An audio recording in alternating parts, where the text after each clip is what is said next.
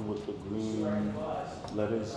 The Wimbledon, how much do we have this two-tone Wimbledon? And then that Daytona that you were looking at, the two-tone one, that one we're asking 15.5. I'm curious to get your thoughts on this one right there. Yeah, you saw me looking at that. Yeah. That one, so that one we're actually asking 11K. That one comes as a complete, Blue one? yeah, the blue one. You want to try this one on? It might be a little too tight. Yeah, this one. Okay. Might be too tight. But this one's 11. And then if we did end up needing extra links for it, we can also order those as well. Yeah, you can't go wrong with either one of those. Both of them, the two-tone match everything. They look classy, elegant. I love this one. Would you be able to adjust this one now? You mind if I take a look at it real quick? That way I can kind of see what kind of room we have, at least immediately. There we go. Yeah, so actually it has quite a lot of room. A lot easier to at least put on. Yeah, definitely. How does that feel? Yeah, it feels a lot. And then I still have like one adjustment out if you wanted it. If you wanted it a little bit looser. So I think this is good. you think that's perfect? Yeah, this is good. Yeah, 15.5. Let me go get that real quick. I'll be right back. Okay. Were you planning to pay cash or? Yeah. Okay. Thank you. You're welcome. You too. When you're ready for your next one, let me know. Sure. That's some motivation up there. Yes, for sure. You have a wonderful day. Bye-bye. So a client walked in, I showed him the inventory, and as soon as he walked by the Rolex Daytonas, his attention was definitely directed to the white dial Zenith Daytona that we have. Two-toned, yellow gold, and stainless steel. It's a beautiful piece. Tried it on, looked at himself in the mirror, and fell in love. He said it was love at first sight. So it was overall a beautiful experience. It was his first watch of his collection, so I'm excited to see what other watches he adds to his collection. Welcome, welcome. What's that? I recognize you guys. I saw you guys on YouTube. Oh, that's awesome. Welcome in. Get your watches. Yes, absolutely. Do you want Rolex? What's that? Do you want Rolex? I think that just comes natural for pretty much anybody, especially here in Texas. Rolex is king, but we do carry quite a little bit of everything. So obviously, as you can see, we have a lot of APs, Pateks, things along those lines, and so I mean those are very popular for us too at this point. And you guys have like custom order what? Did you like if somebody were to find like a piece, you guys have it shipped in? Is that what you guys? Yeah. So what's cool about us is that we have access to just about any watch that you can think of, whether we have it in our store or not. And so if you're looking for a specific year or a specific like condition, that kind of thing, if we didn't have a brand new one in stock and you wanted brand new really badly, then we have access to one. Let's look into something where sometimes if we're spending money, but at the same time kind of Here's the way we get educated a little bit. Yeah. It's like, okay, it's not something that we're going to spend the money on it, but Sure. at the same time, 2 years later, it's going to be, Yeah, so what I would say is if you have extra cash and you would like to put it in something else as opposed to just sitting in your bank account losing its value, what's very beneficial with watches is that you can actually invest in something that can keep the value and potentially actually gain about 3 to 8% depending on which watch you end up getting per year. And so it actually keeps up with inflation typically. For that to work, you kind of have to invest in certain pieces for that to really make sense. Yeah, so somewhere between 13.5 for a 16, I think is where realistically we'll sell. Like I said, we can ask for a little bit more if you wanted to, but that's where we've sold ours. That makes sense. No, I was kind of thinking, I mean, between now and Christmas, if I'm going to do it, this is probably the time to do it. So probably just price it to sell, like put it at like 12.9 and just hope it goes fast. Something like that is kind of what I was thinking. Yeah, 12.9, it should go really quickly. Your mindset's in the right tracks. I mean, look, like I said, we had one. We probably could have sold it if we wanted to wait for the right buyer. As high as 14, we've seen them online as high as 14, even like a little higher than 14. But that's just not the way we do things. We try to kind of price it right. So we went down to 13.5 for 2017. This one was like, I mean, slider condition. I mean, when it came in, it honestly looked brand new. And so We sold that one for that amount at 13.5, which I thought was a really good deal. If you're open anywhere between 13 and 13.5, I think it should sell pretty quickly. So I mean, yeah, it's a 16. It's not. It's kind of. I'd say it's like similar to that Wimbledon. I don't know if you remember. I know you sell a bunch of watches that you guys sold for me. It's like it's in good shape. It's got some scratches here and there, but like nothing, not like major gouges or anything like that. It's like really light. Okay. I mean, I take really good care of my stuff, but it's not. I wouldn't say it's in slider condition. I think we had our 2017 listed at 14, and we ended up taking 13.5. Maybe we start your 16s used at 13.3, and then just kind of go from there and see what kind of offers we get. Yeah, no, that sounds good. The only way I could buy it right now is as a naked watch without papers. But if you want to bring me the card and everything else, the other link and stuff. If you bought it naked, I'd have to bring it back to you. Yeah, if I bought it naked, I'd be like at 10. Oh, come on. Yeah. Remember I told you it was one for 10.3 that I can just buy right now. But if you want to bring me the stuff, I can. I can't get to it right now. Oh, really? Yeah. I need the cash today. Gotcha. Sky Dweller, all stainless Sky Dweller. I have a blue one. That's a lot of money, right? I mean, it's not terrible. It's like 22. What is my Yachtmaster 2 worth? So that one is a 116680, so that's a stainless steel. Yeah. What year is it? Would you be able to tell by this? Yeah, open card. Okay. So it's probably gonna be around 2012, 2014-ish. Right now, it's probably worth around 12. I mean, back then, the retail on that watch was like 13, 14,000. What about a white? Can you get a white dial? Sky Dweller? Yeah, how much would a white dial be? White dial is like closer to like 20. Still that much? Yeah. Is it 14 or is it 10? 10, but it's dipped in 18 karat. You know, like it's got flash and it's not over. Yeah. It's perfect. No, I may come back and buy that. And it's pretty slender, which I like. I don't like those big, huge Cubans. Any, you got any Cubans that size? I can get them. I don't have them in store, no. How long will it take you to get it? I just have to find one. Once I find one, within 24 hours. Can you find me one at 14? Yeah. In a Cuban? Yeah. I want to buy one for myself too. Yeah, of course. Work with me on this deal here. I'm trying. I'm doing the best I can, I promise. I do a lot of business with your family. I wouldn't be... Again, I have no use for the car. I promise you, it's just I need the cash today. I know. I wasn't so pressed. I mean, I can give you 10 today, and then once you bring me the card, I can give you more. But I have to buy based on what I'm seeing. Can you give me 11? Or based on what's here. I can't. 10 is like the best without card. I like to give you guys my best up front because I know you guys are repeat business. If he's willing to give you more, you might want to do that. I can't. I need the cash today. I know. And normally I wouldn't care that big of a deal, but I have a certain amount of money that I need. Yeah. No, I get it. Well, yeah, I can do 10 today. Do 11 on it, and I promise I'll make it up to you. I can't. I promise. I'm not in the business of losing money. That's going to fly off the shelf here in the next few days because it's Christmas. The problem is this watch is not a hot seller, especially on the Oyster bracelet. And then it has no card, it just makes it even harder to sell. I still gotta polish it and everything. Yeah, 10's best. Can't do 10. Okay, let me make one phone call real quick and see. No, 41 fluted. Oyster. Naked. Yeah, he's saying 10 too. Yeah, that's exactly what I offered. Some do 11. That Marco? No. All right, bro, thank you. Yeah. Can't do that. You're gonna make me drive to Houston, but I am picking up 1500. Okay. Sorry we couldn't do a deal today, but next time. Oh, 126231, black dial? Sundust. Oh, that's the one? What's wrong? How much does he want? 11. And how much are you offering? 10. It's naked. Oh, it's naked? Well, he called me on the phone and he was like, 2023, just bought this year, full box papers, everything. It comes here, missing a link, no papers, no card. You know, you can't win every single deal. We were $1,000 apart on us buying that watch. He called me telling me it was a 2023. It shows up and he misplaced the card and it's missing a link. So I couldn't pay him what I had told him over the phone. I made him an offer based on what was in front of me. He said that he would bring me the card, but I can't buy based on what is being promised. I need to buy what is in front of me. So I told him, I'll pay you this now. When you bring me the card, I'll give you more money for it if I haven't sold the watch yet. But he just couldn't let it go for the money that I was offering for it. And so it is what it is. You can't win them all.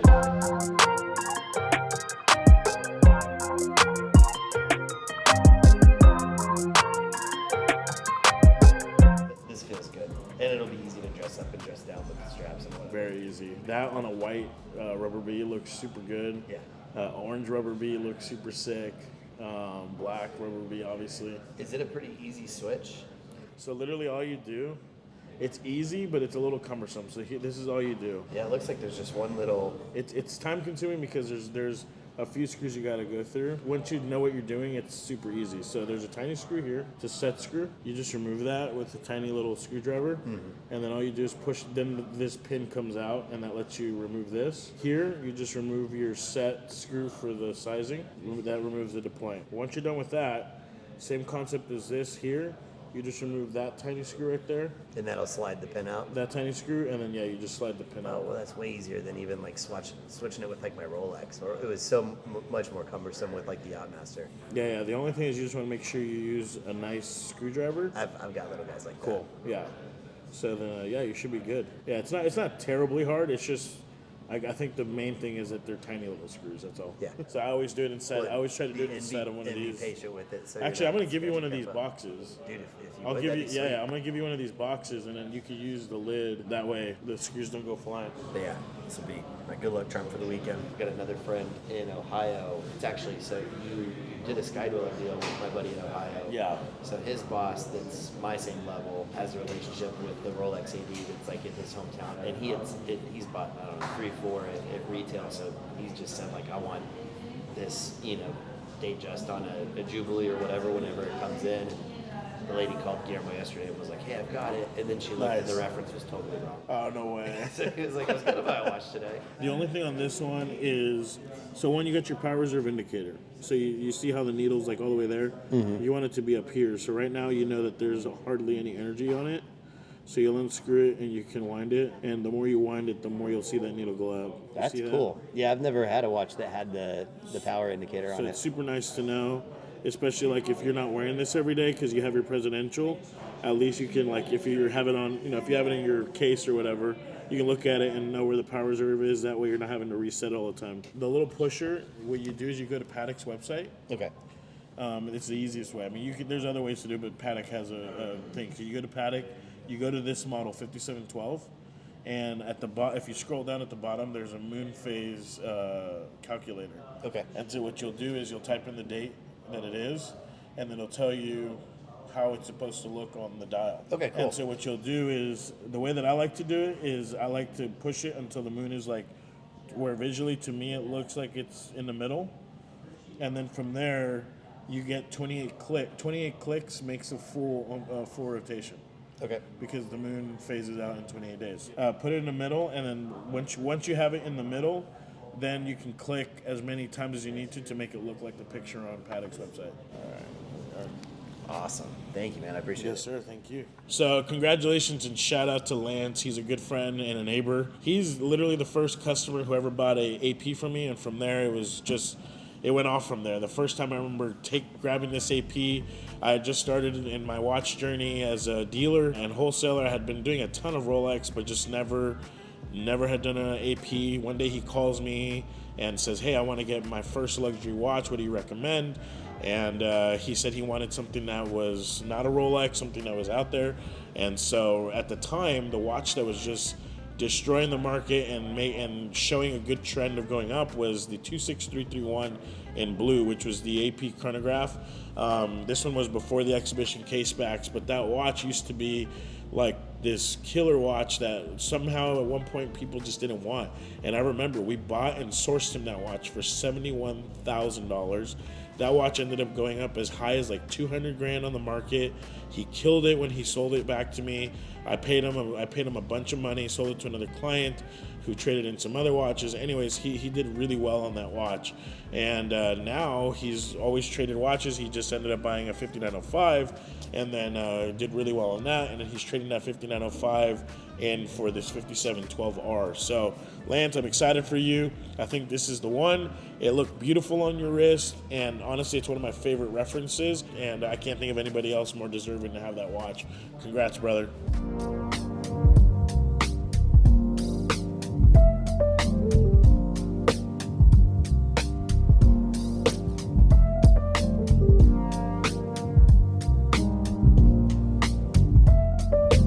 All right, guys, so last week we talked about some of the GMTs that we had in stock. This week we're gonna talk about some of the Daytonas, and more specifically, the Meteorite Daytonas. We do have a pretty good selection of them right now. We actually have almost all of the configurations you can get in a Meteorite Daytona, of the most current version, that is. And I'm gonna start it off with the Oyster Flex Meteorite. And this right here is what I like to consider the most aesthetically pleasing Meteorite dial. Having the white gold with the Meteorite dial, whenever you see this one up close, you can really start to notice how the Meteorite will pop versus that smooth, high polish white gold. I really like the robust look on that dial with a very nice and sleek look. And then you do get that ceramic bezel with the Oyster Flex bracelet, and it just really looks good. Again, this is a watch that you can probably have fly under the radar because you do get that Oyster Flex bracelet, and then you don't get much gold on here, and even the gold you do get is white gold. So if you're wanting something that is definitely a big standout piece but is not really gonna pop to people who don't know what they're looking at, then this is the watch to get right here. And then moving on, I'm gonna go to the brother of that, the big brother, and that's gonna be the full bracelet white gold. And again, this is a watch that can really fly under the radar. Even though you get a full bracelet, it's not something that's gonna stand out immediately to people. Because it's white gold, some people may still confuse it for stainless steel. And if they don't know to look for that Meteorite dial, then again, it's something that can be confused for something that is in a different price point. Now, I personally think that that's not a bad thing, because once you do look at this watch, the white gold really helps tie in that Meteorite. Again, what I was saying on the Oyster Flex version, whenever you have that smooth high polish, in this one you get some even more high polish to where you can dress it up a little bit more, but then you still get that rugged Meteorite natural look on that dial. I think just really looks good on that watch. And moving on, we're gonna go to the rose gold version. And again, this is one that looks really good. It is gonna pop a little bit more. However, the rose gold isn't as vibrant as some other rose golds that you may see, like on the chocolate Daytona. It is actually a slightly different rose gold. Not many people know that, but whenever you see the rose gold Meteorite Daytona versus a chocolate rose gold, it is actually a slighter difference in rose gold. This one being a little bit more lighter, and the rose gold on the other regular Daytonas happens to be a little bit more vibrant and a little bit more flashy. But this watch looks fantastic. I love that Rolex always ties in the metal that they use, and they spread it out on the dial with the indices and the hour markers, minute markers. It looks really good, and it really does make the watch pop. And then moving on, I'm going to go to the yellow gold version of the Meteorite on bracelet. However, I want you guys to take a good look at this dial. The dial on this watch, personally, is probably the best Meteorite dial that I've ever seen on any Daytona or any GMT. And the reason I love this dial is because I love Meteorite dials that can really contrast within the same dial. And this dial has some lines going across that really makes it stand out and look like a Meteorite dial. For those of you who don't know, any Meteorite dial is never gonna look the same, even within the model of that watch. The Meteorite obviously is a natural stone, so it's going to vary between each individual watch. And so finding that right Meteorite dial for your watch, and one that really stands out and pops and looks really good, is very important to a serious collector. And this is honestly a dial that I would pay a premium for, because it really does change how you perceive the watch as well. Usually I'm not a big yellow gold person. I do prefer more of the stainless or white gold and the rose gold, but this watch right here, I would definitely take over any of these three watches, and I wouldn't be saying that if it weren't for that dial on there. Again, it really does change how you perceive the watch, and it really does make it stand out a lot more. And that's gonna wrap up the Meteorites that we have. Now, I did wanna bring up an honorable mention that we have, and that is because it is a very unique watch, and it is also discontinued just like these Meteorites, and it's something that is very special. And this watch is also my favorite yellow gold Rolex, and that is the John Mayer. And if you ask me if John Mayer really hyped up this watch and that's the only reason that people like it, I would tell you that that's not true, because when you see this watch in person, you can really notice that green dial. And honestly, I compare this green dial to the green version of the Vacheron lacquer blue dial. That's how good I think this dial looks. And especially on that yellow gold with the full bracelet. It really does make this entire watch pop on your wrist. And if you're wanting something that you can show off to your friends, this is definitely something that's very special, and it's going to be very noticeable among anybody, even non-watch collectors. And that's gonna be it for this week. Again, all of these watches are on our website, so if you're interested or you've been looking for any of these watches, go to our website, www.wolvyn.com. And if you're local, the address is gonna be on the screen. Guys, you do not wanna miss out on seeing these watches in person. These definitely are some truly special watches, and they don't come around super often, especially after being discontinued. So if you're local, definitely come on by. We'd love to show you guys these watches, and it's definitely gonna be a big difference between seeing them in person and seeing them online. And with that said, guys, we'll see you next week.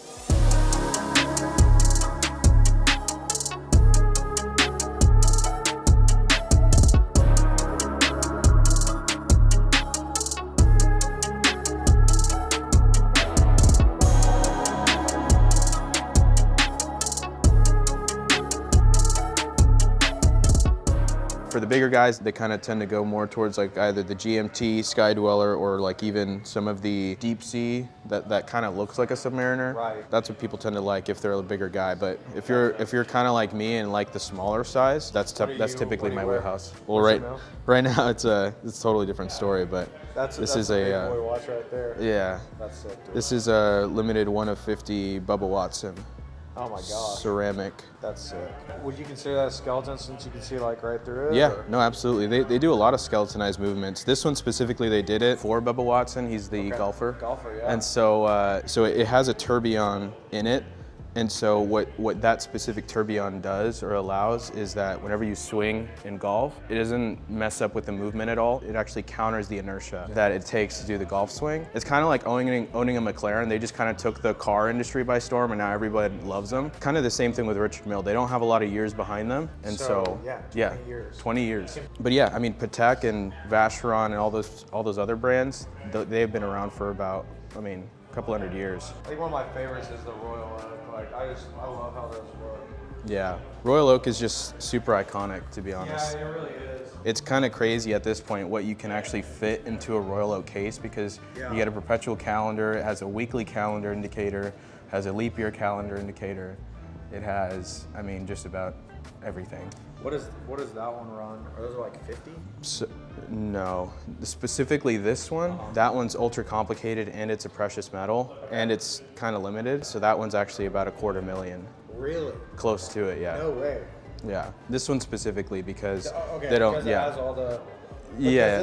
This is still a Royal Oak down here. So too, you right? can get a very, very similar look to this and spend about half in the other one that we have, which is stainless steel, but it's still up there in price. And these are all the black and green. That's a Sprite, right?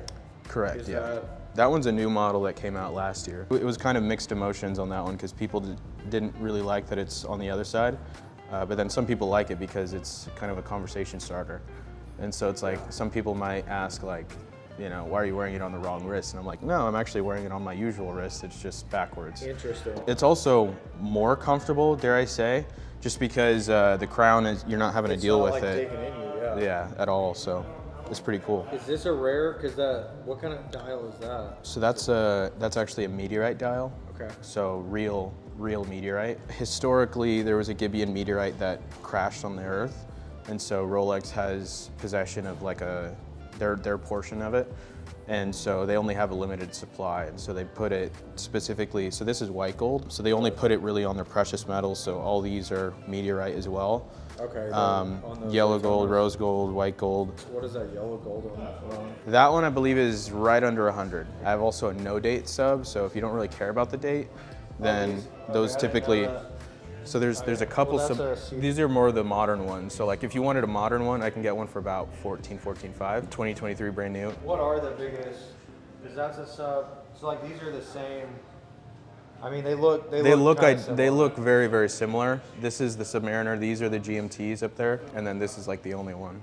What's the biggest difference on those? You said the movement's completely different? Well, yeah, so the function of it. So this one you'll actually also have a GMT hand, so it'll account for, it's like a dual time, so you'll be able to track another time zone. And then for the Submariner, that's really for you to time your dives. But it also has time date and seconds. The Daytonas are like more for the racing, right? Yeah, honestly, anybody that ever buys a Daytona, they never end up using the actual chronograph. The only thing they might use it for, because on the Daytonas, you may or may not know this, the so-called seconds hand that's on the very top, as you can tell, it's not moving and it's always at 12 o'clock. That's basically the seconds hand, so you can time what you're doing, so it's more visible. So it's like a stopwatch. So the actual seconds hand is actually on one of the subdials there. So what some people will do is they'll just activate the chronograph exactly where the seconds hand hits 60, and then they'll do it like that. So that might be the only thing that they use it for, but never to actually time something. At this point, the movement is kind of pointless, but it can do it. You can. So, yeah. What is that? Is that a Oyster Flex? Oyster Flex band? Is that what they Yeah. call it? So what's cool about those is that on the rubber band, it's made out of like a really high quality rubber, but then it's also infused with titanium, so it really does last for a long time. Wow. And then these little fins that you see right there is basically to provide a little bit of airflow and also to just keep its structure. Makes for ultra comfort, ultra breathability. What is that one around again? This one is probably close to 100. Okay. If not like at 100 or so. Yeah, that's a pretty Well, it's mainly because of the Meteorite dial. You can get like a basic silver dial for like 40s. Okay. Maybe even in the 30s if you find an old enough one. So we actually have a couple of them, and so we're kind of going based on that. One of them's on consignment, one of them we own. We actually just lowered our prices on both of them, I believe. Or actually, on ours, I think we just lowered the price. The consignment one, they didn't want to lower it yet. If we were to buy it, we'd buy it at $7. If we were to consign it, we'd list it at like $9.95 at the most. But we have one at $95 right now, and it hasn't moved. Yeah, the market's softening right now. Yeah, especially on a watch like that. I mean, it's just, retail was what, like $6K? So, yeah. All right, so I'm going to put that one at about $7K. All right, what about now? This is the special one here, which I'm kind of torn, which is a turquoise dial, yeah. Yeah, I mean... I saved that one for it. I have not worn it at all, so it's... So here's... That one's just been sitting in my safe. Here's a dilemma. Everybody's buying those very carefully.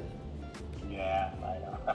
So that one is, to be frank with you, if there's one in the group that actually you have two, the Paddock and that one, just because you're wanting to maximize, especially because of what they are. Those are the two that are probably the best suited for consignment. That Tiffany, just based on what I'm seeing in the wholesale chats, I'd probably be somewhere at like 20. And then if we were gonna list it on consignment, 28 to 30, somewhere around there. We have one right now at 28. We haven't moved it, but it's also not new, it's used. So yeah, that's kind of where we're at on it. I know this is the first time I'm doing it, so I'm looking forward to doing business with you guys now, so. Yeah, well, I appreciate that. We'd love to. I still have quite a bit that I want to liquidate. I'm building a huge apartment complex, and I just need the cash right now, so. Fair enough, yeah. So that one, like I said, we'd be happy to stock it at probably somewhere around 20. I just need to make sure that it's actually new, that it's got no scratches once I get it in. It is. I can show you it's in my safe. Otherwise, I can pull it and show it to you right now. Okay. It's brand stinking new. Not there hasn't even been a screw. It hasn't been touched since I bought it. And then the 5968R, that's the one where I'd be happy to stock it like at 110. Okay. But that's a watch that we could consign somewhere. Like I would say, I think last time we talked, we might have even talked a little bit higher numbers, but the market's kind of softened a little bit since then too. Right now, realistically, I would say I would start it probably at 135, but I think realistically it's going to sell somewhere at like 130. And the reason I say that, they're wholesaling brand new, just to kind of give you an idea. Here's a brand new. This is mint condition. It's not brand new, but it's still mint condition. This one is listed in the groups for about 123.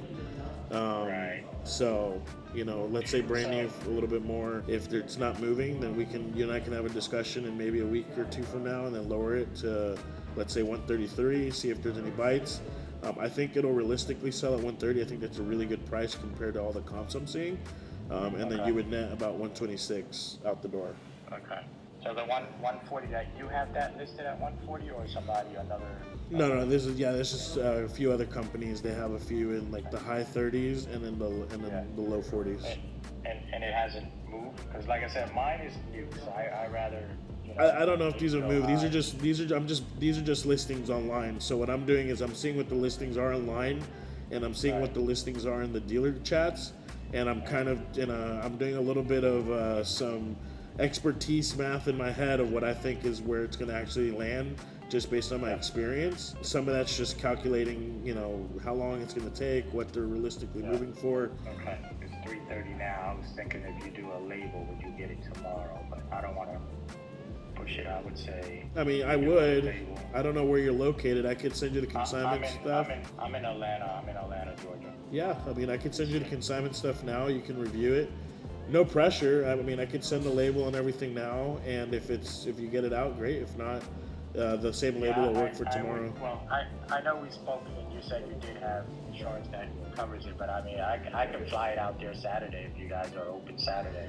Either way works. I guess. So our insurance on the label covers the full amount, and so it'd be fully insured. So either way is fine with us. I hope you guys enjoyed this week's episode. It would really help us out if you guys would like this video and comment down below. We want to know, what watches do you guys want to see? We have some ideas in the pipeline and some things that are in the work for some video and content ideas. But if there's anything that you guys are looking for, like a specific watch or category, or even a comparison, let us know down below what you guys want to see, and we'll do our best to make that content and really cater to what you guys really want to see. With that said, guys, have a great week, and we'll see you in the next one.